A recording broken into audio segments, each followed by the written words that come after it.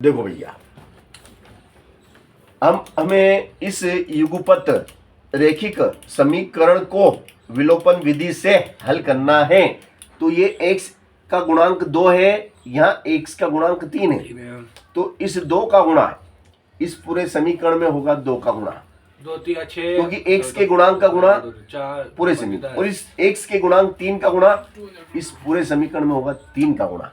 समझ गए ना? हाँ। तो कर लो भैया, देखो भैया ध्यान से देख लो, 2 तिया 6, 2 दूनी 4, 2 पंजे 10।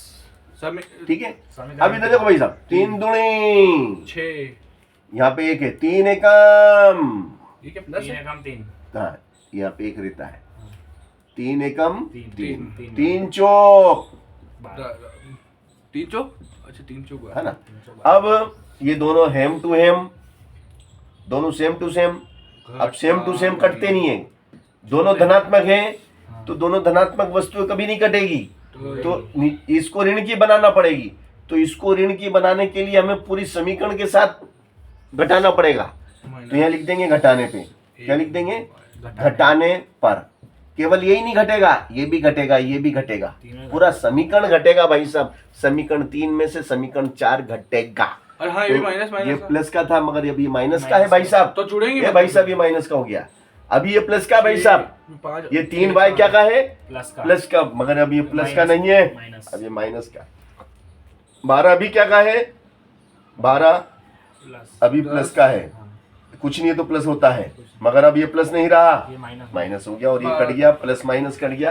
ये भाई साहब देखो, ऋण का 3 वाय, ऋण के 3 वाय, ऋण के 4 वाय, ऋण के 3 वाय, ऋण के 4 वाय, जुड़ेंगे भाई साहब ऋण के 7 वाय जुड़ जाते हैं ऋण।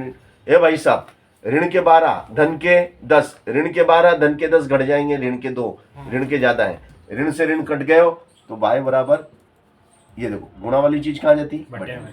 तो ये एक उत्तर आ गया हमारा, वाई का मान हमने अच्छा, निकाल कटता नहीं तो वही उत्तर आ जाता है ना।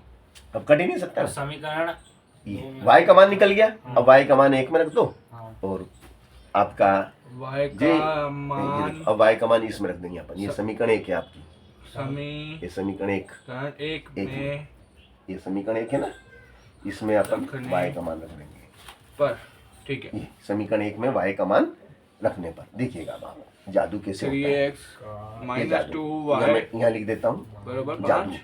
यहाँ लिख देता हूँ मैं जादू, 2/7, वाई बराबर 2/7 समीकरण 1 में रखने पर। तो देखिएगा भाई साहब, मैं मेरी मर्जी से कुछ भी नहीं करूंगा, y की जगह 2/7 आ जाएगा, है ना। तो 2 दूनी 4/7 बराबर 5 हो गया, है ना भाई साहब। ये भाई साहब, ये माइनस का 4/7 है ना, उठ के उधर जाता है तो धन का 4/7 हो जाता भाई साहब, है ना। तो नीचे कुछ नहीं तो 1 माना जाता भाई साहब, है ना।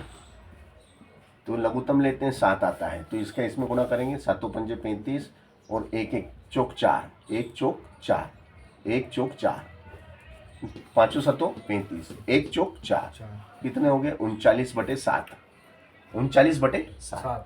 तो x बराबर क्या हो जाएगा? 39/7, और ये गुणा वाली चीज कहाँ आ गई? बटे में आ गई। 3 से काट दो, 3 एकम 3, 3 तिया 9, तो x बराबर कितना आ गया भैया? 13/7, ऊपर 13 नीचे 7, ये x का मान आ गया भाई साहब। और y का मान अभी थोड़ी देर पहले आप ही ने बताया था ना, 2/7।